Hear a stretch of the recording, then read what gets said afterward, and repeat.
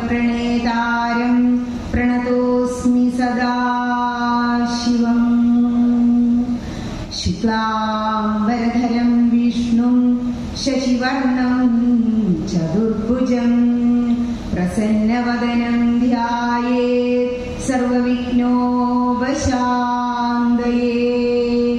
एकदन्तं महाकायं तप्तकाञ्चनसन्निभं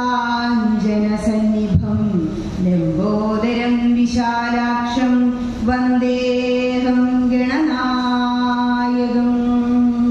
भूतनाथ सदानन्द सर्वभूतदयापरा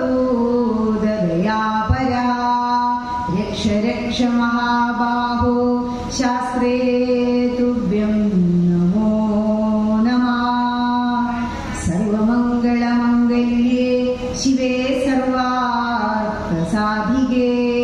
शरण्ये त्र्यम्बके गौरी നാരായണി നമോസ്തുതേ. എല്ലാവർക്കും നമസ്കാരം. ഒരു ഭക്തി പ്രഭാഷണം ക്ഷേത്രാങ്കണത്തിൽ ഇങ്ങനെ വന്നിരുന്ന് കേൾക്കണമെങ്കിൽ ഒരുപാട് ജന്മങ്ങളുടെ സുഹൃതം വേണം. അങ്ങനെ പറയുമ്പോൾ തോന്നും ഞങ്ങളൊക്കെ അത്ര വലിയ സുഹൃതികളാണോ? അങ്ങനെ തന്നെ വിശ്വസിക്കണം. കാരണം ഇവിടെ എത്രയോ വർഷം സപ്താഹം നടത്തിയ അമ്പല. ഭാഗവതത്തിൽ പറയുന്നുണ്ട് ജന്മാന്തരേ ഭവേ പുണ്യം.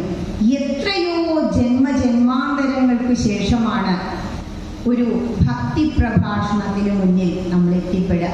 മറ്റുള്ള യുഗങ്ങളിലൊക്കെ കഠിനമായ തപസ്, പൂജ, യാഗം, യജ്ഞങ്ങൾ എല്ലാം വേണമായിരുന്നു. പക്ഷേ കലവു ഭക്തി കലവു ഭക്തി കലവു കേശവകീർത്തനാൽ ഭാഗവതത്തിൽ നിങ്ങളിവിടെ കേൾക്കുന്നതാ.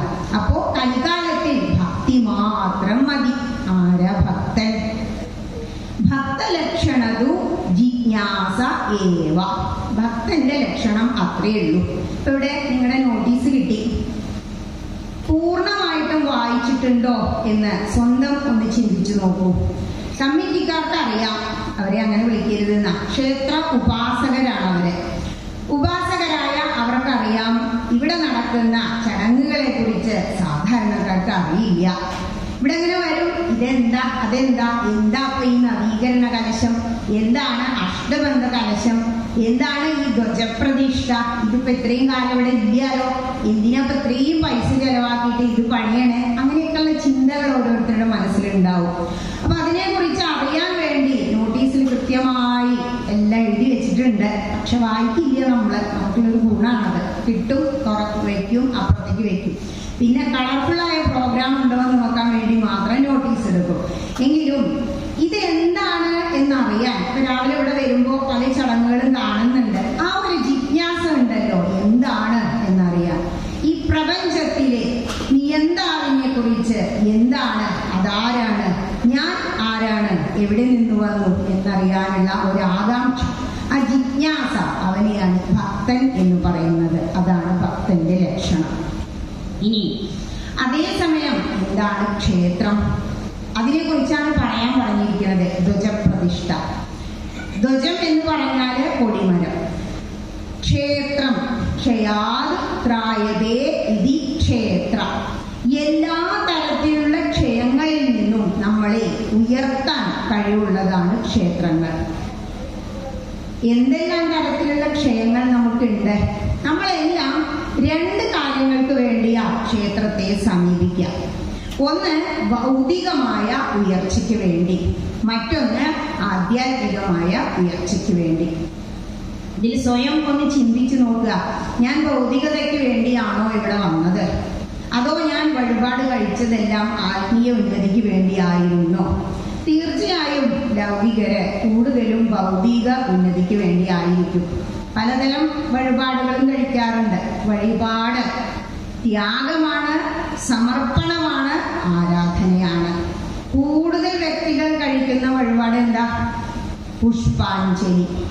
എന്തുകൊണ്ടാണ് പുഷ്പാഞ്ജലിക്ക് ഇത്രയും പ്രത്യേകത വന്നത്? അതിനു മുമ്പ് ക്ഷേത്രം എന്ന് പറയുമ്പോൾ ക്ഷേത്രത്തിൽ കാണുന്ന വിഗ്രഹം ദേവന്റെ സൂക്ഷ്മ ശരീരവും ഈ പുറമെ കാണുന്ന അമ്പലം, അതായത് ക്ഷേത്രം, ഭഗവാന്റെ സ്ഥൂല ശരീരവുമാണ്. നമ്മുടെ ശരീരം പോലെ തന്നെ ഗീതയിൽ പറയുന്നുണ്ട്, ഇതം ശരീരം കൗന്ദേയ ക്ഷേത്രമിത്യഭിധീയതേ. ഹേ കുന്തിപുത്ര, ഈ ശരീരം തന്നെ ക്ഷേത്രമാണെന്ന് പറയപ്പെടുന്നു. അപ്പൊ നമ്മളെ പോലെ തന്നെ നമ്മുടെ ഉള്ളില് ഒരു ജീവാത്മാവ് ഉണ്ട്. അതാണ് മരണം കഴിഞ്ഞ അതിനെ നമ്മൾ എന്താ പിന്നെ ബോഡി എന്നാ വിളിക്കുക. എന്തില്ല? ജീവനില്ല. ഈ ശരീരത്തിനുള്ളിലിരിക്കുന്ന ജീവചൈതന്യം, ആത്മാവ്, അതാണ് ക്ഷേത്ര വിഗ്രഹം, ദേവന്റെ സൂക്ഷ്മ ശരീരം. പിന്നെയോ നമ്മുടെ ഈ പുറമേക്ക് കാണുന്ന ഭൗതിക ശരീരമാണ് ക്ഷേത്രം എന്ന് പറയുന്നത്, ഭഗവാന്റെ സ്ഥൂല ശരീരം. നമ്മുടെ ശരീരത്തെ പോലെ തന്നെയാണ് ക്ഷേത്രവും എന്ന് രാമായണത്തിലും ഭഗവത്ഗീതയിലും പറഞ്ഞിട്ടുണ്ട്. ഇനി എന്താണ് ധ്വജപ്രതിഷ്ഠ? അതാണല്ലോ കാര്യമായിട്ട് ഇപ്പൊ നടക്കുന്നത് ഇവിടെ. എന്തിനു വേണ്ടിയാണ് ധ്വജപ്രതിഷ്ഠ നടത്തുന്നത്? അതറിയണമെങ്കിൽ ആദ്യം ഒരു മഹാക്ഷേത്രത്തിന്റെ എല്ലാ അംഗങ്ങളെ കുറിച്ചും അറിയണം. ക്ഷേത്രം ഭഗവാന്റെ സ്ഥൂല ശരീരമാണ് എന്ന് പറഞ്ഞു. അപ്പോ ഒരു ശരീരത്തിന്റെ എല്ലാ അംഗങ്ങളും ഒരു ക്ഷേത്രത്തിന് തികച്ചുണ്ടെങ്കിൽ അത് ഒരു മഹാക്ഷേത്രമാണ്. എന്തൊക്കെയാ അംഗങ്ങൾ? നിങ്ങൾ അമ്പലത്തിലേക്ക് ഇങ്ങോട്ട് വരിക. ആ സമയത്ത് ആദ്യം കാണുന്നതാണ് ഒരു മതില്. അതിനാണ് മര്യാദ എന്ന് പറയാ. അതിന് പുറത്തന്നെ മര്യാദക്കാരനായിട്ട് നമ്മൾ എന്ത് ഊരി വെക്കും? ചെരുപ്പൊക്കെ ഊരി വെച്ച് ശുദ്ധമായ കാലുകളോടെ നമ്മൾ ഷർട്ടൊക്കെ ഊരി അകത്തേക്ക് കയറും. അകത്തേക്ക് ഇങ്ങോട്ട് കയറി സ്റ്റെപ്പ് ഇറങ്ങി വരുമ്പോൾ ആദ്യം നിങ്ങളെ സ്വാഗതം ചെയ്യുന്നതാണ് കൊടിമരം അല്ലെങ്കിൽ ധ്വജം എന്ന് പറയുന്നത്. ഈ ക്ഷേത്ര കൊടിമരം ഇല്ല എങ്കിൽ നമുക്കിവിടെ ഉത്സവം നടത്താൻ കഴിയില്ല. ഉത്സവം എന്ന് പറഞ്ഞാൽ ഉത്സാഹം ഉള്ളത് ഉത്സവം. നമ്മുടെ മനസ്സിൽ ഉത്സവം എന്ന് പറഞ്ഞാൽ ഒരുപാട് വർണ്ണാഭമായ പരിപാടികളാണ്. പക്ഷെ അതല്ല ഉത്സവം. ഉത്സവം നടക്കുമ്പോ ക്ഷേത്രദേവന്റെ ചൈതന്യ ലോപം, എന്തെങ്കിലും ചൈതന്യ വർധനവിന് വേണ്ടി ചെയ്യുമ്പോൾ ചൈതന്യ ലോപം സംഭവിച്ചിട്ടുണ്ടെങ്കിൽ അതിനെ ഉയർത്തുന്നതിന് വേണ്ടിയുള്ള പൂജയും ചടങ്ങുകളുമാണ് അവിടെ നടക്കുക. അതാണ് ഉത്സവം. ഇനി ഇവിടെ ഇറങ്ങി വരുമ്പോൾ നമ്മളെ സ്വാഗതം ചെയ്തുകൊണ്ട് ഒരു വീടിന്റെ നട്ടെല്ല് എന്ന് പറയുന്നത് അമ്മ സ്വാഗതം ചെയ്തുകൊണ്ട് കാത്തു നിൽക്കും പോലെ ഈ കൊടിമരം നമ്മളെ കാത്തു നിൽക്കുക. ആദ്യം കാണുന്നത് നമ്മൾ കൊടിമരം. ഈ കൊടിമരം ഇങ്ങനെ കാണുമ്പോൾ അതിന് ഇപ്പുറം തന്നെ നമുക്ക് എന്ത് കാണാം? ബലിപീഠം. ഈ കൊടിമരത്തെയും ബലിപീഠത്തെയും തൊടരുത് എന്ന്, അതുകൊണ്ട് അതിനൊരു കമ്പിയൊക്കെ വെച്ച് അങ്ങടെ അടുത്തേക്ക് ചെല്ലണ്ട എന്നുള്ള ഭാവത്തിൽ ഇരുത്തിയിരിക്കണേ. അപ്പോ കൊടിമരത്തിന് മുകളിലായി നമുക്ക് ഞാനിവിടെ ഘോഷയാത്രയൊക്കെ ഉണ്ടായില്ലേ ഗരുഡ വാഹനത്തെയും കൊണ്ട്. ദേവൻ ഏതാണോ ആ ദേവന്റെ വാഹനത്തെ അതിന് മുകളിലായി പ്രതിഷ്ഠിക്കും. അതിൻ്റെയൊക്കെ ചടങ്ങുകൾ വരുന്നേ ഉള്ളൂ. ഈ കൊടിമരം എന്ന് പറഞ്ഞാൽ മഹാക്ഷേത്രങ്ങളിൽ മാത്രം കാണുന്നതാ ധ്വജം എന്ന് പറയുന്നത്. അതേസമയം ഇത് ക്ഷേത്രദേവന്റെ നട്ടെല്ലാണ്. അവിടെ നിന്ന് പറഞ്ഞു മര്യാദയാണ് മതി. അത് കഴിഞ്ഞ് ഉള്ളിലേക്ക് വരുമ്പോ ചുറ്റമ്പലം, ചുറ്റുപാത ഇവിടെ പ്ലാൻ ചെയ്തുകൊണ്ടിരിക്കുന്നു. ശിലയൊക്കെ വിരിക്കുന്നത് പറഞ്ഞില്ലേ? ആ പ്രദക്ഷിണ വഴിയാണ് ദേവന്റെ കാലുകൾ എന്ന് പറയാം. മതിൽ എന്ന് പറയുന്നത് ദേവന്റെ കാൽപാദങ്ങളാണ്. ഈ കാലുകളാണ് ചുറ്റും അങ്ങനെ ദേവൻ അങ്ങനെ മലർന്ന് കിടക്കുകയാണെങ്കിൽ നമുക്ക് കാണാം. അതാണ് പ്രദക്ഷിണ വഴി, കാലുകളാണ്.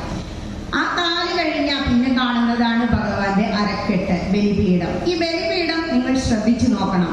അകത്തേക്ക് നോക്കുമ്പോ ഭഗവാനെ പ്രതിഷ്ഠ വെച്ചിരിക്കുന്ന അതേ ഉയരത്തിലായിരിക്കും ഈ അരക്കെട്ടായ ബലിപീഠം പുറത്ത് സ്ഥാപിച്ചിട്ടുണ്ടാവുക. ഈ ബലിപീഠത്തിനോട് ചേർന്നായിരിക്കും നട്ടെല്ലായ ഈ കൊടിമരം സ്ഥിതി ചെയ്യുന്നത്. ഈ കൊടിമരത്തില് ഇനി കൂറ ഇടുക എന്ന് പറയും, കൊടിയേറ്റം എന്ന് പറയും. അതിനു മുമ്പ് ഇനി നേരെ കൊടിമരത്തിന് മുന്നിൽ നിന്ന് അകത്തേക്ക് നോക്കൂ, നമുക്ക് നേരിട്ട് ദേവനെ കൊടിമരത്തിന് താഴെ നിന്ന് കാണാൻ കഴിയും. അതായത് ദേവൻ അങ്ങനെ മലർന്നു കിടക്കുകയാണെങ്കിൽ, ഭഗവാന്റെ അരക്കെട്ട് ഇവിടെയാണെങ്കിൽ അവിടെ നിന്ന് അകത്തേക്ക് ശ്രീലകം വരെ, ഭഗവാന്റെ കഴുത്ത് വരെ എന്തുണ്ട്? നട്ടെല്ലുണ്ട്. അതങ്ങനെ നിവർന്നാ കിടക്കുന്നത്. പക്ഷേ ശാസ്ത്രവിധി പ്രകാരം ആ നട്ടെല്ലിനെ, കശേരുക്കളോട് കൂടിയ നട്ടെല്ലിനെ നിവർത്തി വച്ചിരിക്കുന്നതാണ് കൊടിമരം അല്ലെങ്കിൽ ധ്വജം എന്ന് പറയുന്നത്. ഇനി അകത്തേക്ക് വീണ്ടും കണ്ടാലോ, ദേ ചുറ്റമ്പലം കാണുന്നുണ്ട്. ചുറ്റമ്പലത്തിന് ഉള്ളിലേക്ക് കയറി കഴിഞ്ഞാൽ ഭഗവാന്റെ മുന്നിലായിട്ട് നിങ്ങൾക്ക് ജപമണ്ഡപം കാണാം. അത് ഭഗവാന്റെ കഴുത്ത്. അവിടെ ഇരുന്നിട്ടാണ് ആജ്ഞായ ജപം, വേദജപമൊക്കെ നടത്തുക. അതിനും ഉള്ളിലേക്ക് നമ്മൾ മുന്നിലേക്ക് കയറി നിൽക്കുമ്പോൾ ഭഗവാന്റെ പ്രതിഷ്ഠ നമ്മൾ കാണും. അവിടെ ഒരു മണി നമ്മൾ അടിക്കാറുണ്ട്. ആ മണി ഭഗവാന്റെ ജിഹ്വ, നാവാണ് എന്നാ പറയാ. ഇനി ക്ഷേത്രത്തിന്റെ ശ്രീലകം ഭഗവാന്റെ മുഖം, മേൽക്കൂര ഭഗവാന്റെ ശിരസ, താഴികക്കുടം ഭഗവാന്റെ കുടുമ. ഇങ്ങനെ ബലിക്കല്ലില് തൂന്ന് കണ്ടിട്ടില്ലേ നേദ്യം, അത് വായ എന്നാ പറയാ. ഇങ്ങനെ നമ്മൾ ഭഗവാന്റെ ശരീരമായിട്ട് എന്തിനെ കാണണം? ക്ഷേത്രത്തിനെ കാണണം. ഈ കൊടിമരം ഉണ്ടെങ്കിൽ മാത്രമേ നമുക്ക് ഉത്സവം കൊടിയേറാൻ കഴിയൂ. എന്താ കൊടിയേറ്റം? ഈ കൊടിമരത്തിന് മുകളിൽ പലർക്കും ശ്രദ്ധിച്ചാൽ അറിയാം, ഒരു കൊടിക്കൂറ അങ്ങനെ പാറി കളിക്കുന്നുണ്ടാവും. എന്താ കൊടിക്കൂറ സൂചിപ്പിക്കുന്നത്? കുണ്ടലിനി ശക്തിയെ ആണ് കൊടിക്കൂറ പ്രതിനിധാനം ചെയ്യുന്നത്. ഈ കുണ്ടലിനി ശക്തി അഗ്നി, അതാണ് കുണ്ടലിനി അഗ്നി. ക്ഷേത്രദേവന്റെ ശരീരത്തിലെ കുണ്ടലിനി അഗ്നി മൂലാധാരത്തിൽ നിന്നും ഉയർന്ന് ഈ കൊടിമരത്തിലൂടെ ഉയർന്ന് സഹസ്രാര പത്മത്തിലേക്ക് പോകുന്ന ആ ഒരു അവസ്ഥയാണ് കൊടിയേറ്റം. ഉത്സവം തുടങ്ങുമ്പോഴാണ് ഇത് സംഭവിക്കുക.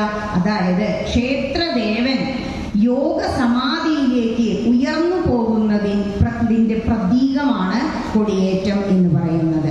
ഈ കൊടിയേറ്റത്തിന് മുമ്പ് ശ്രദ്ധിച്ചാൽ നമുക്ക് അതിലൊരു കയറ് കാണാം. കൊടിക്കൂറ കുണ്ടലിനി അഗ്നിയാണെങ്കിൽ ഈ കയറ് വായു അല്ലെങ്കിൽ ഭഗവാന്റെ നാഡീ ഞരമ്പുകളെയാണ് സൂചിപ്പിക്കുന്നത്. ഈ കൊടി അങ്ങനെ ഉയർത്തിക്കൊണ്ടുപോയി മുകളിലേക്ക് എത്തുന്നത് ആ കുണ്ടലിനി അഗ്നി മൂലാധാരത്തിൽ നിന്നും സഹസ്രാര പത്മത്തിലേക്ക് ഉയരുന്നതിന്റെ പ്രതീകമാണ്. ക്ഷേത്രദേവൻ യോഗ സമാധിയിലേക്ക് പോകുന്നതിന്റെ പ്രതീകം, അതാണ് കൊടിയേറ്റം. ഇനി അതും കഴിഞ്ഞാൽ മറ്റൊന്ന് പറയാനുള്ളത്, ഇവിടെ നടന്നുകൊണ്ടിരിക്കുന്നത് പലതരം കലശങ്ങളാണ്. എന്താണ് കലശം? എല്ലാവരുടെയും മനസ്സിൽ ഓടി വരും കലശം എന്ന് പറഞ്ഞാൽ ഒരു ചെറിയ കുടം, അതിനുള്ളിൽ വെള്ളം ഉണ്ടെന്ന് നമുക്കറിയാം. നമ്മളെല്ലാം മരിച്ചു കഴിയുമ്പോൾ അവസാന ചടങ്ങുകൾ നടത്തുമ്പോൾ കുടം ഉടയ്ക്കുന്നത് നമ്മൾ കണ്ടിട്ടുണ്ട്. ഹൈന്ദവന്റെ ജീവിതത്തിൽ ഒഴിച്ചു നിർത്താൻ പറ്റാത്ത ഒന്നാണ് ഈ കുടം എന്ന് പറയുന്നത്. നമ്മുടെ ശരീരം തന്നെ ആ കുടം എന്നാ പറയാം. ആ കുടത്തിനുള്ളിൽ ആത്മാവാണ് ആ ജലം. ഇവിടെ വച്ചിരിക്കുന്ന കുടങ്ങളോ, ഇവിടെ നിങ്ങളുടെ നോട്ടീസിൽ ആദ്യത്തെ പേജിൽ തന്നെ നിങ്ങൾ കണ്ടിട്ടുണ്ടാവും നവീകരണ കലശം, സഹസ്ര കലശം, അഷ്ടബന്ധ കലശം. ഇതൊക്കെ എന്താ? ആദ്യത്തെ പേജിൽ തന്നെ പറയുന്നു ദേവപ്രശ്നം വെച്ചതിൽ നിന്നും. അപ്പോ ദേവപ്രശ്നം എന്ന് പറഞ്ഞാൽ നമ്മൾ സാധാരണ പണിക്കരെ കൊണ്ട് നോക്കിക്കുന്നത് തന്നെയാ കാര്യം. ഈ ദേവപ്രശ്നം വെക്കുമ്പോഴാണ് പണിക്കര് പറയുന്നത് ഇങ്ങനെ വേണം, ആ പൂജ കഴിക്കണം, ഇവിടെ പൂരം അല്ല, ഭഗവതിയുടെ അമ്പലങ്ങളിൽ ആ പൂരവും കളമ്പാട്ടും നടത്തുക, ഭഗവാന്റെ അമ്പലത്തിലെ ഉത്സവമാണ് നടത്തുക. ഗുരുവായൂരൊക്കെ കണ്ടിട്ടില്ലേ, ഉത്സവം കൊടിയേറി എന്നാ പറയാ. മഹാദേവന്റെ ക്ഷേത്രത്തെ ശിവരാത്രി വരുന്നു, ഉത്സവ കൊടിയേറുക.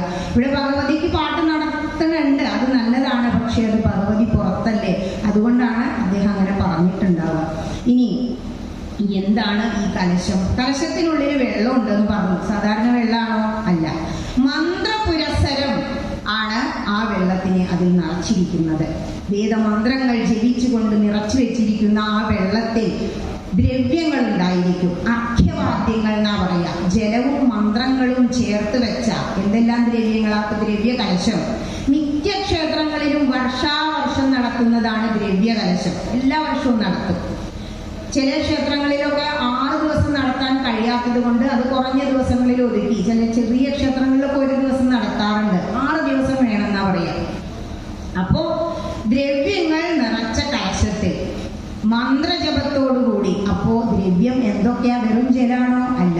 നമ്മൾ എന്തെല്ലാമാണോ ഭഗവാൻ അർപ്പിക്കുന്നത് ദ്രവ്യമായിട്ട് പാല്, തൈര്, പഞ്ചഗവ്യം ഇതെല്ലാം നിറച്ച് മന്ത്രപുരസരം ഒരുപാട് കലശങ്ങൾ അങ്ങനെ ഒരുക്കി വെച്ചിട്ടുണ്ടാവും. നിങ്ങൾ ശ്രദ്ധിച്ചിട്ടുണ്ടാവും. ഈ മന്ത്രപുരസരം നിറച്ച ഈ ജലം ക്ഷേത്രദേവന്റെ വിഗ്രഹത്തിന് മുകളിലൂടെ അഭിഷേകം ചെയ്യുമ്പോൾ അതിലുള്ള ലോപിച്ചു പോയ എല്ലാ ചൈതന്യത്തെയും വീണ്ടെടുക്കാനുള്ള കഴിവ് ആ ജലത്തിനുണ്ട്. അതുകൊണ്ടാണ് കലശം ആടുന്ന സമയത്ത് ദർശനം പ്രധാനമാണ് എന്ന് പറയുന്നത്. ഇതെന്തേ ഇങ്ങനെ 3-4 തരം കലശം ഉണ്ടാവാൻ? ദ്രവ്യ കലശം ചെയ്യുന്നത് മിക്കവാറും വർഷാവർഷമാണെങ്കിൽ 12 വർഷം, അതാണ് ഒരു വ്യാഴവട്ടക്കാലം എന്ന് പറയുന്നത്. 12 വർഷം കൂടുമ്പോഴാണ് ഈ സഹസ്ര കലശവും നവീകരണ കലശവും ചെയ്യേണ്ടത്. എന്തുകൊണ്ടാണ് അങ്ങനെ പറയാൻ കാരണം എന്നോ, നമ്മൾ അഷ്ടബന്ധ കലശം ചെയ്യുമ്പോൾ സാധാരണ ദ്രവ്യകലശം ചെയ്യുന്ന ചടങ്ങുകളും ക്രിയകളും തന്നെയാണ് ചെയ്യാം. പക്ഷേ അഷ്ടബന്ധം ഉപയോഗിച്ച് ക്ഷേത്രദേവന്റെ വിഗ്രഹം ഉറപ്പിക്കുന്ന ഒരു ചടങ്ങ് കൂടിയുണ്ട്. അപ്പൊ അത് അഷ്ടബന്ധ കലശായി. എന്താണ് ഈ അഷ്ടബന്ധം? അഷ്ടം എന്ന് പറഞ്ഞാൽ 8 സാധനങ്ങൾ ചേർത്തിട്ടാണ് നമ്മുടെ ഭാരതപ്പുഴയിലെ മണല്, പട്ടാമ്പി ഭാഗത്തുള്ള കയത്തുനിന്ന് എടുക്കുന്ന കോഴിപ്പരല്, കോലരക്ക്, ഇങ്ങനെയുള്ള 8 സാധനങ്ങൾ ചേർത്ത് ശംഖ് ഒക്കെ പൊടിച്ച് അതിലേക്ക് എന്ത് ചേർക്കും? എള്ളെണ്ണ, ശുദ്ധമായ എള്ളെണ്ണ ചേർക്കും. അതിന് അവസാനം 41 ദിവസമാണ് അത് ഒരുക്കാൻ വേണ്ടിയിട്ടുള്ള സമയം. അത് ഒരുക്കി കഴിഞ്ഞാൽ പഞ്ഞിയും ചേർത്തതിന് ശേഷമാണ് ഈ അഷ്ടബന്ധം ദേവന്റെ വിഗ്രഹവും പീഠവും തമ്മിൽ ഉറപ്പിക്കാൻ ഉപയോഗിക്കുക. അപ്പോ ഈ ദ്രവ്യകലശമെല്ലാം കഴിഞ്ഞ് അവസാനം അഷ്ടബന്ധ കലശം നടത്തുമ്പോഴാണ് ക്ഷേത്രദേവന്റെ വിഗ്രഹം ആ പീഠത്തിൽ ഈ അഷ്ടബന്ധം ഇട്ട് ഒരുതരം പശ എന്ന് മനസ്സിലാക്കാം ഉറപ്പിക്കുന്നത്. ഈ പശയ്ക്ക് നമ്മൾ ഏത് പശ ഉപയോഗിച്ചാലും കുറച്ചു കാലം കഴിയുമ്പോൾ അതിന്റെ ഗുണം പോകും. അതുപോലെ 12 വർഷം കഴിയുമ്പോൾ അതിന് ഒരു ചെറിയ ഇളക്കം ഉണ്ടാവും എന്നാണ് പറയുന്നത്. അതുകൊണ്ടാണ് 12 വർഷം കൂടുമ്പോൾ അഷ്ടബന്ധ കലശവും സഹസ്ര കലശവും നവീകരണ കലശവും ചെയ്യണം എന്ന് പറയുന്നത്. ഇവിടെ 30 വർഷത്തോളമായി എന്നൊക്കെയാണ് ഇതിൽ കണ്ടത്. അപ്പോൾ നമ്മൾ ഒരുപാട് വൈകി, 2 തവണ ചെയ്യേണ്ട സമയം കഴിഞ്ഞു. എങ്കിലും കലശം എന്താണ്, അതിനുള്ളിൽ എന്താണ് നിറച്ചു വെച്ചിരിക്കുന്നത്, എന്താണ് ഈ ദ്രവ്യങ്ങൾ നിറച്ച കലശത്തിന് ഇത്ര ശക്തി? കാരണം ദേവന്റെ ലോപിച്ച ചൈതന്യം വീണ്ടെടുക്കാനുള്ള കഴിവ്, ആ ക്ഷേത്രദേവന്റെ ചൈതന്യം വീണ്ടും വർദ്ധിപ്പിക്കാനുള്ള കഴിവ് ഈ കലശത്തിനുള്ളിലുള്ള ദ്രവ്യങ്ങൾക്കുണ്ട്. കാരണം അത് വേദമന്ത്ര ജപത്തോടുകൂടി നിറച്ച് പൂജിച്ച കലശങ്ങളാണ്. അതാണ് താന്ത്രിക ക്രിയകൾ ഇവിടെ നടന്നുകൊണ്ടിരിക്കുന്നത്. ഇത്രയും ഈ ഉത്സവത്തോടനുബന്ധിച്ച് പറയാൻ പറഞ്ഞ കാര്യങ്ങളാണ്. ഇനി പുഷ്പാഞ്ജലിയെ കുറിച്ച് പറയാം. ക്ഷേത്രവുമായി ബന്ധപ്പെട്ട കുറച്ച് കാര്യങ്ങൾ പറയണം എന്നാ പറഞ്ഞത്. ഒരുപാട് കാര്യങ്ങളുണ്ട്. ഹൈന്ദവന്റേത് ഒരു മഹാസാഗര. പക്ഷെ സമയം ഒരുപാട് പോയി. നിങ്ങൾ വരൂ, നമ്മുടെ സത്സംഗത്തിന് ഇന്ന പരിപാടികളൊക്കെ ചെയ്യണം എന്ന് പറഞ്ഞ് ഞങ്ങൾ സ്നേഹപൂർവ്വം ക്ഷണിച്ചു വന്നവരോട് എനിക്ക് വേണ്ടെന്ന് പറയാൻ പറ്റില്ല. അതുകൊണ്ടാണ് കുറച്ച് വൈകിയത്, ക്ഷമിക്കുക. പുഷ്പാഞ്ജലി എല്ലാവരും കഴിക്കുന്ന വഴിപാടാണ് പുഷ്പാഞ്ജലി. എന്താ പുഷ്പത്തിന്റെ പ്രത്യേകത? ഏതൊരു ക്ഷേത്രവും നിങ്ങൾ നോക്കൂ, പുഷ്പം കൊണ്ട കൂടുതൽ. ഇപ്പൊക്കെ ഇങ്ങനത്തെ അലങ്കാരങ്ങൾ തുടങ്ങി. പണ്ടൊക്കെ എന്താ പുഷ്പാലങ്കാരായിരുന്നു. ഇതൊക്കെ ഇവിടെ ഉണ്ടെങ്കിലും ശ്രീലകത്തിനുള്ളിൽ ഈ ബൾബൊന്നും കയറില്ല. എന്ത് കയറൂ? പുഷ്പങ്ങളെ കൊണ്ടാണ് അർച്ചന നടത്തുക. ഇവിടെ അമ്മമാരും കുട്ടികളും സഹസ്രനാമാർച്ചന, അഷ്ടോത്തരം അർച്ചന ഒക്കെ ചെയ്യാറുണ്ടാവും. മാതൃസന്ധ്യയൊക്കെ ഉണ്ടല്ലോ. അപ്പൊ എന്തിനാണ് അർച്ചന ചെയ്യുന്നത്? ഇവിടെ വിഷ്ണു ക്ഷേത്ര, ഓം വിഷ്ണവേ നമഃ, ഓം എന്നും നമ എന്നും ഉള്ള ശബ്ദത്തോടുകൂടി ഭഗവത് നാമങ്ങൾ ഉച്ചരിച്ചാൽ അത് മൂലമന്ത്രത്തിന് തുല്യമായി എന്നാ പറയാ. ഇങ്ങനെ മന്ത്രങ്ങൾ അർച്ചിക്കുന്നതോടൊപ്പം പുഷ്പങ്ങളും തിരുമേനിയെടുത്ത് അങ്ങനെ അർച്ചിക്കും. അതാണ് പുഷ്പാഞ്ജലി. അഞ്ജലി എന്ന് പറഞ്ഞാൽ കൈക്കുടന്ന. ഈ കുടന്നയിൽ ഒരു പിടി പൂക്കളെടുത്ത് ഭഗവാനെ അങ്ങനെ സമർപ്പിക്കുന്ന സമയത്ത് മന്ത്രം ചൊല്ലൂലോ, ആ മന്ത്രങ്ങൾ, അതായത് ശബ്ദത്തെ ആഗിരണം ചെയ്യാനുള്ള കഴിവ് പുഷ്പങ്ങൾക്കുണ്ട്. ഈ മന്ത്രങ്ങളെ അതങ്ങോട്ട് സ്വീകരിക്കും. ആ മന്ത്രങ്ങൾ സ്വീകരിച്ച് ഭഗവാന്റെ കാൽക്കീഴിലേക്ക് അങ്ങോട്ട് സമർപ്പിക്കുന്ന ആ പുഷ്പമാണ് നമുക്ക് എടുത്ത് പുഷ്പാഞ്ജലിയായി പുറത്തേക്ക് തരുന്നത്.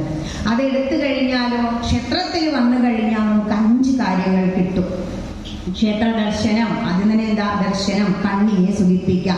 ഭഗവാന്റെ ചന്ദനം ചാർത്തി നിൽക്കുന്ന ആ രൂപം അങ്ങനെ കണ്ട് സന്തോഷത്തോടെ ആദ്യം കണ്ണ് തുറന്നു പിടിച്ച് പിന്നെ അടച്ച് മനസ്സിനുള്ളിലേക്ക് ആവാഹിച്ച് നമ്മൾ തൊഴും. കണ്ണിന് സുഖം കിട്ടി, പഞ്ചേന്ദ്രിയങ്ങളിലൊന്ന്. മറ്റൊന്ന് എന്താ, ഇനിയിപ്പോ ഇങ്ങനെ തൊഴുതു ദർശനം കഴിഞ്ഞ് ഇങ്ങനെയൊക്കെ നീങ്ങി വരുമ്പോഴാവും ഇവിടെ ഇരുന്നിട്ട് അമ്മമാര് ഹരേ രാമ ഹരേ രാമ രാമ രാമ ഹരേ ഹരേ, ഷോഡശാക്ഷരി മന്ത്രം. ഒരു നിയമങ്ങളും നോക്കണ്ടാത്ത ഒരേ ഒരു മന്ത്രമാണ്, മഹാമന്ത്രമാണ് ഹരേ രാമ ഹരേ കൃഷ്ണ. 16 നാമങ്ങളുള്ള മന്ത്രം. കലിസന്ധാരണോപനിഷത്തിലുള്ളതാ. കലികാലത്തിലെ ദോഷമകറ്റാൻ എന്താപ്പോ ചെയ്യാ കൃഷ്ണ എന്ന് ചോദിച്ചപ്പോ ഭഗവാൻ നമുക്ക് കനിഞ്ഞ് അനുഗ്രഹിച്ച് തന്നതാ. ഇപ്പൊ വേദമന്ത്രം ഇവിടെ ഉണ്ടായിരുന്നു സന്ധ്യക്ക്. അപ്പൊ നമ്മളിവിടെ ഇരുന്ന് അറിയാതെ സഹസ്രനാമം ജപിച്ചുകൊണ്ടിരുന്നു. വേദമന്ത്രം ജപിക്കുമ്പോ ഒരുപാട് നിയമങ്ങളുണ്ട്. കാരണം വേദമന്ത്രങ്ങൾ സാധാരണ ഗ്രന്ഥങ്ങളിലെ പോലെയല്ല, അതിലെ അക്ഷരങ്ങൾക്കാണ് പ്രാധാന്യം.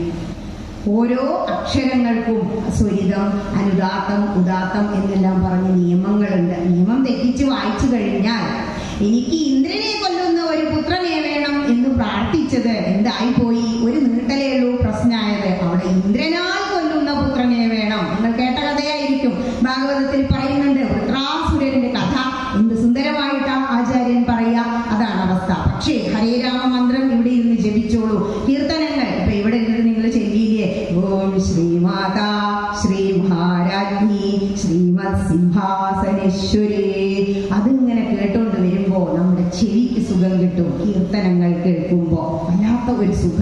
വീട്ടിലെ എല്ലാ പ്രശ്നങ്ങളും നമുക്ക് മറക്കാൻ കഴിയും. പഞ്ചേന്ദ്രിയങ്ങളിൽ 2. ഇനി തിരുമേനി നമ്മളൊക്കെ പ്രദക്ഷിണൊക്കെ കഴിഞ്ഞ് വന്ന നമ്മൾ ദക്ഷിണയൊക്കെ വെച്ച് ആ പുഷ്പാഞ്ജലി ഇങ്ങ് വാങ്ങിക്കും. ആ സമയത്ത് ആദ്യം നമ്മൾ എന്ത് ചെയ്യും? ഈ വിരലുകൊണ്ട് മുതിര വിരൽ ഉപയോഗിച്ച് തോണ്ടി ഒരു കുറി അങ്ങ് വരയ്ക്കും. നമ്മുടെ ആത്മാവിനെ പ്രകാശിപ്പിക്കാനാണ് ചന്ദനം അല്ലെങ്കിൽ എന്തെങ്കിലും ഒരു തിലകം തൊടുന്നത്. ആ ചന്ദനം തൊടുന്നത് നമ്മുടെ ത്വക്കിന്, 3ാമത്തെ പഞ്ചേന്ദ്രിയമായ ത്വക്കിന് ഒരു ചികിത്സ. തലവേദന വന്നാൽ അമ്മ ചന്ദനം അരച്ചിടാറില്ലേ? എന്തായാലും അത് അങ്ങനെയാണ്. ത്വക്കിന് ഒരു സുഖം കിട്ടി, 3ാമത്തെ പഞ്ചേന്ദ്രിയം. ഇനിയോ അതും കഴിഞ്ഞാൽ അതിൽ ഇത്തിരി പുഷ്പമുണ്ട്. പുഷ്പം എടുത്തിട്ട് എന്താ ചെയ്യാം? ആദ്യം എല്ലാം ഒന്ന് വെയിറ്റ് അങ്ങ് വയ്ക്കും അല്ലേ? മൂക്ക് കിട്ടിയിരിക്കുന്നത് തന്നെ ആ ഗന്ധം, ഭഗവാന്റെ ആ ഗന്ധം, തിരുമേനി മന്ത്ര പുരസരം അർച്ചിച്ച ആ പുഷ്പങ്ങളെ നമുക്കൊന്ന് മണക്കാൻ വേണ്ടിയ മൂക്കിന് സുഗന്ധം കിട്ടി. മറ്റൊന്നെന്താ, ഈ അവസാനമുള്ളത് നാക്കാൻ. അതായത് തിരുമേനി ഇതൊക്കെ തന്നു, പുഷ്പമൊക്കെ ഇവിടെ തലയിലൊക്കെ ചൂടി പുറത്തേക്ക് വരുമ്പോഴാണ് പറയാ അവിടെ കഴകത്തെ കുറച്ച് പ്രസാദം വെച്ചിട്ട് പോയിക്കോളൂ കേട്ടോ. അപ്പോ ദേ ഗണപതിയുടെ ഒറ്റേന്ന് ഒരു കഷ്ണം കിട്ടി, ഇത്തിരി പായസം കിട്ടി അല്ലെ? വിഷ്ണുവാണ്, പാൽപായസം തന്നെ. നാവിനെ സുഖിപ്പിച്ചു. കണ്ണ്, മൂക്ക്, നാക്ക്, തൊക്ക്, ചെവി, ഇതിനൊക്കെ സുഖം കിട്ടിയില്ലേ?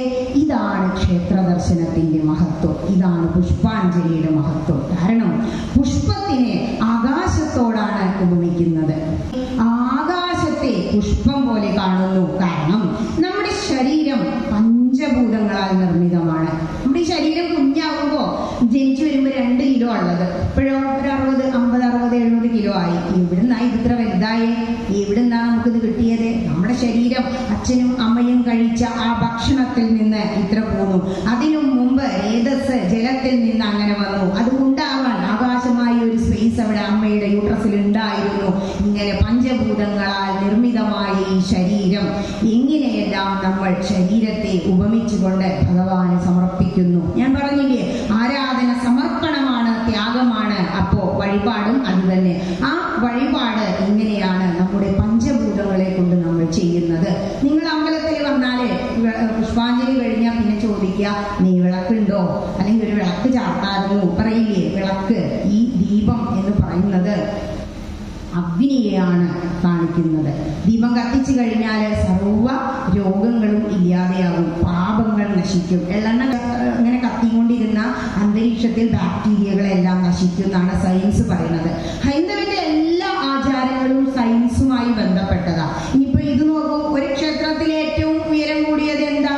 ഈ കൊടിമരല്ലേ? ധ്വജപ്രതിഷ്ഠ നടത്തി കഴിഞ്ഞാൽ പുരാതന ഹിന്ദുക്കൾ വിശ്വസിച്ചിരുന്നത് അവിടെ ആർക്കും മിന്നലേൽക്കില്ല എന്നാണ്. അത് സയൻസാണ്. കാരണം എന്താണോ, മിന്നൽ രക്ഷാ ചാലകമായിട്ട് ഇത് വർത്തിക്കും. ഇതിന്റെ മുകളിൽ എന്താ? ലോഹം. ഇവിടെ തന്നെ ഇപ്പൊ പഞ്ചലോഹത്തിന്റെ കോളകയൊക്കെ ഇറക്കുന്നു. ഗരുഡ വാഹനം പഞ്ചലോഹമാണെന്നൊക്കെ അല്ലേ പറയുന്നത്. അപ്പൊ ഈ ലോഹങ്ങളിൽ പിടിച്ചാൽ പെട്ടെന്ന് മിന്നലേൽക്കും. അപ്പോ ഹൈന്ദവന്റെ എല്ലാ ആചാരങ്ങൾക്കും പിറകിലും സയൻസ് ഉണ്ട് എന്ന് മനസ്സിലാക്കണം. അതിനും ഉയരത്തിൽ എന്ത് നിർമ്മിച്ചാലും തീ പിടിക്കുന്ന പണ്ടുള്ളവർ വിശ്വസിച്ചിരുന്നു. ഇപ്പൊ പിന്നെ ഫ്ലാറ്റിന്റെ ഒരു കാലഘട്ടം വന്നു, തീ പിടിക്കുന്ന പ്രശ്നമില്ലല്ലോ. എങ്കിലും പല ആപത്തുകളുണ്ട്, ഷോർട്ട് സർക്യൂട്ടൊക്കെ വന്നിട്ട്. അതുപോലെ ഈ പഞ്ചഭൂതങ്ങളാൽ നിർമ്മിതമായ ശരീരത്തിൽ നമ്മൾ എന്ത് ചെയ്യുന്നു? ഈ ഓരോ ഭൂതങ്ങളെയും, പഞ്ചഭൂതങ്ങളിൽ ഒന്നായ അഗ്നിയെ ദീപം കത്തിച്ചുകൊണ്ട് ഭഗവാൻ സമർപ്പിക്കുന്നു. ദീപം, ധൂപം, പത്രം, പുഷ്പം, ഫലം, തോയം. പിന്നെ ദീപം കഴിഞ്ഞ ധൂപം. ധൂപം എന്ന് പറഞ്ഞാൽ എന്താ? ഈ കർപ്പൂരം കാട്ടും അല്ലെങ്കിൽ ചന്ദനത്തിരി. ആ ധൂപം വായുവിനെ പ്രതിനിധീകരിക്കുന്നു. ഇനി ജലം നമ്മൾ എപ്പോഴും ഒരു കിണ്ടി വെള്ളം വെക്കും ഭഗവാനില്ലേ, അതില്ലാതെ നമുക്ക് പൂജാതി കർമ്മങ്ങൾ വയ്യ. ജലം പഞ്ചഭൂതങ്ങളിൽ ഒന്നാണ്. ഈ ഭൂമി ഭഗവാനോട് ചന്ദനം ചാർത്തി കഴിഞ്ഞാൽ യാതൊരു ചർമ്മരോഗങ്ങളും ഉണ്ടാവില്ല എന്നാ പറയാ. ചന്ദനം ചാർത്തി ഇങ്ങനെ നിൽക്കുമ്പോൾ എന്തൊരു ചന്താ കാണാൻ. ചന്ദനം ചാർത്തുന്നത് ഭൂമി എന്ന പഞ്ചഭൂതത്തിലെ ഒന്നിനെ പ്രതിനിധീകരിക്കുന്നു. ഇങ്ങനെ ഓരോ കാര്യങ്ങളായി ചിന്തിച്ചു നോക്കുമ്പോൾ പഞ്ചഭൂതാത്മകമായ ഈ ശരീരം നമ്മൾ എന്ത് ചെയ്യുന്നു? ക്ഷേത്രദേവനങ്ങോട്ട് സമർപ്പിക്കുക ചെയ്യുന്നത്. ഈ ആകാശമാകുന്ന സ്പേസിൽ നമ്മൾ എന്ത് ചെയ്യുന്നു? ഇടം കണ്ടെത്തുക. ആകാശം എന്ന് പറയുന്നത് ഒരു സ്പേസാണ്. വായുവായിട്ട് നമ്മൾ ധൂപം കാണിക്കുന്നു എന്ന് പറഞ്ഞു. പുഷ്പം നമ്മൾ അർച്ചിക്കുന്നത് ആകാശത്തിന് തുല്യമാണ്. ഇപ്പൊ എല്ലാം ആയില്ലേ? എന്തെങ്കിലും പറയാൻ പറ്റുമോ? ആകാശത്തിനെ പ്രതിനിധീകരിച്ച് പുഷ്പത്തെ അർച്ചിച്ചുകൊണ്ട്, ഭൂമിയെ പ്രതിനിധീകരിച്ച് ചന്ദനം ചാർത്തിക്കൊണ്ട്, അഗ്നിയെ പ്രതിനിധീകരിച്ചുകൊണ്ട് ദീപം കൊളുത്തിക്കൊണ്ട്, ധൂപം കാണിച്ച് വായുവിനെ കാണിച്ചുകൊണ്ട് ജലം അർച്ചിക്കുന്നു. ജലം കൊണ്ട് നമ്മൾ ഇപ്പൊ ഇവിടെ പറഞ്ഞില്ലേ, എന്തെല്ലാം മാലിന്യങ്ങളും ചൈതന്യ ലോപവും വന്നിട്ടുണ്ടോ അതെല്ലാം ഇല്ലാതെയാക്കാനുള്ള കഴിവ് ജലത്തിലുണ്ട്. നമ്മൾ എന്താ ചെയ്യാ? മാലിന്യം ഉണ്ടെങ്കിൽ കഴുകും, ജലം എടുത്തിട്ട്. അതന്നെയാണ് സിമ്പിളായിട്ട് നമ്മൾ സാധാരണക്കാർ മനസ്സിലാക്കേണ്ടത്. ഒരു ധാര കഴിക്കുമ്പോൾ അല്ലെങ്കിൽ നമ്മൾ ഒരു കലശമാടുമ്പോൾ, അഭിഷേകം കഴിക്കുമ്പോൾ ആ ക്ഷേത്രദേവന്റെ ചൈതന്യത്തിന് ലോപം വന്നില്ലെങ്കിലും എന്തെങ്കിലും മാലിന്യങ്ങൾ ഉണ്ടെങ്കിലും അതെല്ലാം കഴുകി മാറ്റാനുള്ള കഴിവ് ജലത്തിനുണ്ട്. ഇങ്ങനെ പഞ്ചഭൂതങ്ങളാകുന്ന ഈ ശരീരത്തിനെ പ്രതിനിധീകരിച്ചുകൊണ്ടാണ് നമ്മുടെ സർവ്വ വഴിപാടും ആരാധനയും. ഇതെല്ലാം അറിയണം. കാരണം അറിവാണ് ഭക്തി, അറിവാണ് ഈശ്വരൻ. നമ്മൾ അറിയാതെ ഇതൊക്കെ അങ്ങനെ ചെയ്താൽ ഇപ്പൊ എന്താ കുഴപ്പം? അറിയണം എന്ന ആഗ്രഹം ഉണ്ടാവുക. കാരണം മഹാഭാരതം ഭാരവത്വാച മഹാഭാരതം ഉച്യതേ. മഹാഭാരതത്തിൽ പറയുന്നതാ, നമ്മൾ ഒരു കാര്യം അറിഞ്ഞില്ല, എന്തൊക്കെയോ കുറെ ചെയ്തു, കാര്യമില്ല. യക്ഷന്റെ ചോദ്യങ്ങൾക്ക് മുന്നിൽ പറയുന്നുണ്ട്, നിന്റെ ഏറ്റവും നല്ല സുഹൃത്താരാണ്? അറിവാണ്. നീ നേടിയ അറിവാണ് നിന്റെ ഏറ്റവും വലിയ സുഹൃത്ത്. ഏറ്റവും വേഗത കൂടിയ വാഹനം നമ്മുടെ മനസ്സാണ്. ആപത്തിൽ ഏറ്റവും വലിയ സുഹൃത്ത് ആരാണ്? നമ്മുടെ ധൈര്യമാണ്. ഇങ്ങനെയുള്ള കാര്യങ്ങൾ അറിയുമ്പോൾ അറിവിനേക്കാൾ വലുതായി ഒന്നുമില്ല എന്ന അറിവ് കിട്ടുമ്പോൾ ഇങ്ങനെ ഇവിടെ 10 മണിയായാലും നിങ്ങളിരിക്കും. കാരണം ഒരു സപ്താഹം അല്ലെങ്കിൽ ഒരു ജ്ഞാനയജ്ഞത്തിൽ വന്നു പെട്ടാൽ അത് ദേവന്റെ അനുഗ്രഹം. ദുരിതം തീർന്നാലേണത്രേ ഇങ്ങനെ ഇവിടെ വന്നിരിക്കാനുള്ള ഒരു അവസരം ഭഗവാൻ തരൂ. ഞങ്ങളുടെ ഗ്രൂപ്പിൽ 300ഓളം ആൾക്കാരുണ്ട്. പലരും ഉണ്ട് എന്ന് പറഞ്ഞിട്ട് എത്താൻ പറ്റിയില്ല. വരാൻ പറ്റില്ല എന്ന് പറഞ്ഞാൽ പലർക്കും എത്താൻ കഴിഞ്ഞു. അതെന്തുകൊണ്ടാണ്? ഭഗവാന്റെ തീരുമാനം. ഈ മാതേമംഗലം അങ്ങനെയല്ലേ പണ്ട് പറഞ്ഞിരുന്നത്? മഹാദേവമംഗലത്തിലെ വിഷ്ണു ക്ഷേത്രത്തിലെ ആ ശ്രീ വിഷ്ണു മഹാവിഷ്ണു തീരുമാനിക്കുക, ഇന്ന കുട്ടികളൊക്കെ ഇന്ന ദിവസം ഇന്ന സീറ്റുകളിൽ വന്നിരിക്കണം. ഓരോരുത്തർക്കും എന്റെ സ്റ്റേജിൽ ഇത്ര സമയം ഭഗവാൻ എഴുതി വെച്ചതാണ്. അതേ നടക്കൂ. നമുക്ക് തോന്നും നമ്മുടെ കഴിവാണ്. പക്ഷേ എന്തൊക്കെയോ എവിടെയൊക്കെയോ ആരൊക്കെയോ നമുക്ക് വേണ്ടി ചെയ്യുന്നു. ഇപ്പൊ ഇത് കഴിഞ്ഞാൽ കഴിക്കാൻ പോകുന്ന ഭക്ഷണം ഏതൊക്കെയോ കർഷകരുണ്ടാക്കിയതാണ്. അവിടെ ഉണ്ടാക്കിയ എല്ലാതും മറ്റുള്ളവരുടെ അധ്വാനം, നമുക്ക് അറിയ പോലുമില്ല. അതുകൊണ്ടാണ് പറഞ്ഞത് എന്തൊക്കെയോ ആരൊക്കെയോ എവിടെയൊക്കെയോ ചെയ്യുന്നു എന്നത്. നമ്മുടെ ഈ ശരീരം ഉണ്ടല്ലോ ഒരു വാഹനം പോലെയാണ്. ഇപ്പൊ ജീവനൊക്കെ ജന്മമൊക്കെ കിട്ടി, ഇനിയിപ്പോ എന്താ ചെയ്യേണ്ടേ? ഇതിലും വലിയൊരു സുഹൃതം എന്താ? നിങ്ങൾക്ക് ഇത്ര അടുത്ത് ഈ സിറ്റിയിൽ ഇത്രയും സ്ഥലത്ത് വലിയ ഒരു ക്ഷേത്രം കിട്ടിയില്ലേ? ആ ക്ഷേത്രം ഉത്സവത്തിന് വേണ്ടി കൊടിയേറാൻ ഗജപ്രതിഷ്ഠ വരെ കഴിയാൻ പോവുക. സാധാരണ 11 ദിവസം പറയാ ഈ വക കലശങ്ങൾക്കൊക്കെ. നിങ്ങൾ 13 ദിവസം വെച്ചിട്ടാണ് ഈ എല്ലാ കർമ്മങ്ങളും ചെയ്യുന്നത്. അപ്പോ നമുക്ക് കിട്ടാവുന്നതിൽ ഏറ്റവും വലിയ ഭാഗ്യം ഇപ്പൊ കിട്ടിയിരിക്കുന്നത്. നല്ല ശക്തിയുള്ള ഒരു മാതൃസമിതി ഉണ്ട് എന്നറിയാം. ഒരു ചേച്ചി കാണാതെ ഇരുന്ന് സഹസ്രനാമം ചൊല്ലിയിരുന്നു. ഒരുപാട് കാര്യങ്ങൾ നിങ്ങൾക്കറിയാം. പക്ഷെ ഈ ശരീരം, ഞാൻ ആദ്യം തുടങ്ങിയില്ലേ, ഇതം ശരീരം കൗന്ദേയ, ഈ ശരീരം എന്ന് പറയുന്നത് ഒരു വാഹനത്തോട് നമ്മൾ ഉപമിച്ചാൽ, അതായത് ബലിഷ്ഠമായ ശരീരമാണ് ഭഗവാന്റെ രഥം. ഗീതയുടെ മുകളിൽ കാണാറില്ലേ, ഈ ശരീരം ആകുന്ന വാഹനം ഇങ്ങനെ വെറുതെ ഇട്ടാൽ, ഒരു വാഹനം കാർ അവിടെ വെറുതെ ഇട്ടു, എന്താ സംഭവിക്കാം? അത് തുരുമ്പ് പിടിച്ചു പോകും. കാരണം അത് ഇരുമ്പ. നമ്മുടെ ശരീരം എന്താ, മാംസവും മജ്ജയും രക്തവും എല്ലാം നിറഞ്ഞ ഈ ശരീരം ഒന്നും ചെയ്യുന്നതിലേക്ക് സുഖിച്ചിരിക്കുക. ഇതാ സുഖം എന്ന് വെച്ചാലോ അസുഖങ്ങൾ വരും, അത് തുരുമ്പ് പിടിക്കുന്നത് പോലെ. അപ്പൊ എങ്ങോട്ടാ ഓടേണ്ടത്? നമുക്കെല്ലാം ഈ ജന്മം കിട്ടിയതിന് ആത്യന്തികമായ ഒരു ലക്ഷ്യം ഉണ്ട്. അതാണ് യഥാർത്ഥത്തിലെ പൊരുൾ നമ്മൾ മനസ്സിലാക്കേണ്ടത്. എന്താ ലക്ഷ്യം? ഒരൊറ്റ കാര്യം രാമായണത്തിൽ ഒരൊറ്റ വരിയിൽ പറയുന്നുണ്ട്. നിസ്സാരമെത്രയും സംസാരമോർക്കിലോ സത്സംഗമൊന്നേ ശുഭകരമായുള്ളൂ. സത്സംഗം ഉണ്ടാവുക. എന്താ? നമ്മുടെ മനസ്സിനെ ഉയർത്താൻ. ഇപ്പൊ കൊടി കയറുമ്പോ കൊടി ഉയർത്തും എന്ന് പറഞ്ഞില്ലേ, അതിനോടൊപ്പം നമ്മുടെ മനസ്സും ഉയരണം. അതാണ് അതിനുള്ള തത്വം. മനസ്സ് എങ്ങനെയാ ഉയരേണ്ടത്? ക്ഷേത്രത്തിലേക്ക് വരണം. എന്ത് വേണം? പഞ്ചശുദ്ധി പാലിക്കണം. എന്താ പഞ്ചശുദ്ധി? അതൊന്നും അറിയില്ലേ, ഞാൻ അങ്ങോട്ട് പോകുന്നു, രാവിലെ എന്താ കഴിച്ചേ, അയ്യേ, ഇതാണ് അവസ്ഥ. അപ്പോ എന്തൊക്കെയാ പഞ്ചശുദ്ധി? നമ്മൾ രാവിലെ എഴുന്നേറ്റാ കുളിക്കുന്നില്ലേ? ശരീരശുദ്ധി. മനസ്സും ശുദ്ധമാവുന്നതിന് വേണ്ടി ഒരുപാട് പ്രശ്നങ്ങളും എല്ലാം നിറഞ്ഞതാണ് നമ്മുടെ മനസ്സ്. ഒരുപാട് ചിന്തകളാണ്. അതും ഇതൊന്നും ചിന്തിക്കേണ്ട. നാമജപത്തോടുകൂടി കുളിക്കുമ്പോൾ ഗംഗയെ ഉണർത്തി കുളിക്കണം. ഗംഗേ ജയമുനേ ചൈവ എന്ന മന്ത്രം ചൊല്ലി ഗംഗാദേവിയുടെ സാന്നിധ്യത്തോടുകൂടി കുളിച്ചാൽ ശരീരവും മനസ്സും ശുദ്ധമായി. അതങ്ങോട്ട് കഴിഞ്ഞാലോ പിന്നെ ഇവിടേക്ക് വരുമ്പോൾ വായന ശുദ്ധാവേണ്ടത്, ആഹാരശുദ്ധി, വാക്ശുദ്ധി. എന്തുകൊണ്ടാണ് അങ്ങനെ പറയുന്നത്? ശുദ്ധമായ ഭക്ഷണം കഴിക്കുക. വാക്ശുദ്ധി എന്ന് പറഞ്ഞാൽ ആ അമ്പലത്തേക്ക് വരുന്ന ആ സമയത്തെങ്കിലും ആരെയും ദുഷിച്ചൊന്നും പറയാതിരിക്കുക, വാക്കിൽ ശുദ്ധത പാലിക്കുക. അത് കഴിഞ്ഞാലോ എല്ലാം കഴിഞ്ഞ അവസാനം കർമ്മശുദ്ധി. എന്ത് കർമ്മ അപ്പൊ ചെയ്യണ്ടേ? അങ്ങനെ നടന്നുകൊണ്ട് വരിക. ഒരു പട്ടി അങ്ങനെ ഓടിപ്പോണ് കണ്ടു, കൊടുത്തു കല്ലെടുത്തിട്ട് ഒരു വീക്ക്. അതെന്താ? കർമ്മശുദ്ധിയാണോ? അല്ല. ഒരു ജീവിക്ക് നിങ്ങൾ ഭക്ഷണം കൊടുത്തു കഴിഞ്ഞാൽ അത് നമ്മളെ അനുഗ്രഹിക്കൂത്ര. 15-ാം അധ്യായത്തിൽ ഗീതയിൽ പറയുന്നുണ്ട്, അഹം വൈശ്വാനരോ ഭൂത്വാ പ്രാണിനാം ദേഹമാശ്രിത. പ്രാണികളിൽ ആവേശിച്ചിരിക്കുന്ന വിശപ്പ് വൈശ്വാനരൻ ഞാനാകുന്നു അർജുന എന്ന് ഭഗവാൻ പറയുന്നുണ്ട്. അപ്പോ ആ ജീവജാലങ്ങളെ ഒന്നും നമ്മളെ ഇങ്ങോട്ട് കാണിക്കാൻ വരികയാണെങ്കിൽ മാത്രമല്ലേ ഉപദ്രവിക്കുന്നുള്ളൂ. അതാണ് കർമ്മശുദ്ധി. ഈ പഞ്ചശുദ്ധി പാലിച്ചുകൊണ്ട് ഇങ്ങനെ ഒരു ക്ഷേത്രത്തിലേക്ക് വരാനും ഇങ്ങനെയുള്ള നവീകരണ കലശം പോലെ അത്രയും ഉന്നതമായ കർമ്മങ്ങളാണ് നടന്നുകൊണ്ടിരിക്കുന്നത്. ആ സമയത്ത് ഇവിടെ വന്ന് നിങ്ങൾക്ക് തൊഴാനും ഇങ്ങനെ പ്രഭാഷണം കേട്ട് ഇരിക്കാനും ഭഗവാൻ ഒരു ഭാഗ്യം തന്നില്ലേ? ഇത് നിങ്ങളുടെ ആത്മീയമായ യാത്രയുടെ തുടക്കം, അല്ലെങ്കിൽ അതിൻ്റെ ഒരു സ്റ്റെപ്പാണ് എന്ന് മനസ്സിലാക്കുക. കാരണം ആത്മീയമായ സാക്ഷാത്കാരം അതാണ് നമ്മുടെ ആത്യന്തിക ലക്ഷ്യം. ഈ ശരീരമാകുന്ന വാഹനത്തിൽ കയറിയിരുന്ന് എന്ത് ചെയ്യണം? ഇതങ്ങനെ ഓടിച്ചോണ്ടിരിക്കണം. എന്താ ലക്ഷ്യം? കാറിനൊരു ലക്ഷ്യമുണ്ട്. ഇറങ്ങിക്കഴിഞ്ഞാൽ എവിടെയാ? ആനമങ്ങാട് മഹാദേവമംഗലം ക്ഷേത്രം. നൂളക്കെട്ട് നമ്മളിവിടെ പോകുന്നു. അതുപോലെ നമുക്ക് ഒരു ലക്ഷ്യമുണ്ട് ഈ ശരീരം കിട്ടിയതിന്. അപ്പൊ തോന്നും അയ്യോ ഇത്രയൊക്കെ ആയി. ചെറുപ്പത്തിലേ നമ്മൾ ഇതൊക്കെ തുടങ്ങണം എന്ന് പറയും. പക്ഷെ അതിനൊന്നും ഈ ചിന്തിച്ചിട്ട് കാര്യമില്ല. അന്നേ നമ്മൾ ജ്ഞാനപ്പാന, ഹരിനാമകീർത്തന, രാമായണം എന്ന് പറഞ്ഞ് തുടങ്ങിയിരുന്നെങ്കിൽ നമ്മളിപ്പോ എവിടെ എത്തായിരുന്നു? അതൊന്നും ഇനി ചിന്തിക്കേണ്ട. കഴിഞ്ഞതെല്ലാം കഴിഞ്ഞു. ബൈഗോൺസ് ആർ ബൈഗോൺസ്. ഇനി എന്ത്? അത് ചിന്തിക്കുക. ഹൈന്ദവന് ആത്മീയതയ്ക്ക് ഒട്ടും സമയമില്ല. മറ്റുള്ളവരെല്ലാം നോക്കൂ നിങ്ങൾ. അവരവരുടെ മതത്തിൽ അധിഷ്ഠിതമായിട്ട് ജീവിതത്തിന്റെ ചട്ടക്കൂട്, നമ്മുടെ ആചാരങ്ങളും അനുഷ്ഠാനങ്ങളും എന്താ പറയുന്നത്?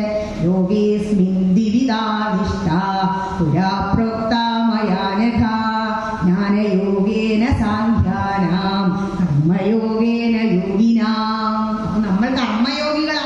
കർമ്മം ചെയ്യണം. കർമ്മം എങ്ങനെ ചെയ്യണം?